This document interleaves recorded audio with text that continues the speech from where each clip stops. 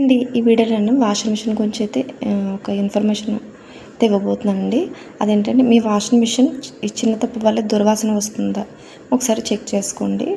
చివరి వరకు చూడండి. నచ్చితే తప్పకుండా లైక్ చేయండి. ఫస్ట్ వచ్చేసి మీరు వాష్ చేస్తారు కదా, ప్రతిసారి వాష్ చేసినప్పుడు హాఫ్ అన్ అవర్ 1 అవర్ అనేది డోర్ అనేది ఓపెన్లో ఉంచాలి. దానివల్ల ఏంటంటే తేమ దుర్వాసన ఏమైనా పోతుందన్నమాట. సెకండ్ వచ్చేసి డిటర్జెంట్ అనేది తక్కువ వేయాలి, ఎక్కువ వేయకూడదు. ఎక్కువ వేయడం ఏంటంటే డస్ట్ పార్టికల్స్ అంటే ఈ డిటర్జెంట్ పార్టికల్స్ అనేవి ఉండిపోతాయి అన్నమాట.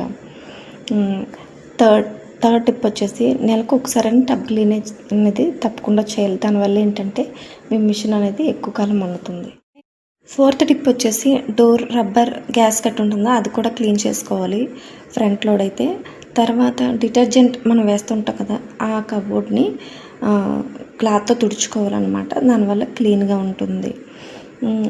మనం కిందన వాటర్ పోతుంది కదా, కిందన కాయిన్స్ ఉండిపోవచ్చు, ఏదైనా ఉండిపోవచ్చు.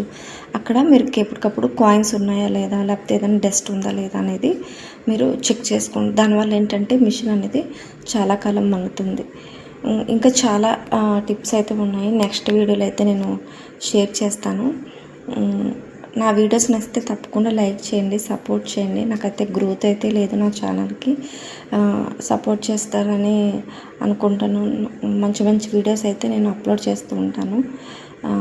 కుకింగ్, అలాగే ఆన్లైన్ మీషో, ఫ్లిప్కార్ట్, అమెజాన్ ఇలాంటి ప్రొడక్ట్స్ అయితే రివ్యూస్ ఇస్తాను. తప్పకుండా లైక్ చేసి నాకు సపోర్ట్ చేస్తారని ఆశిస్తున్నాను. Thank you so much. Thank you.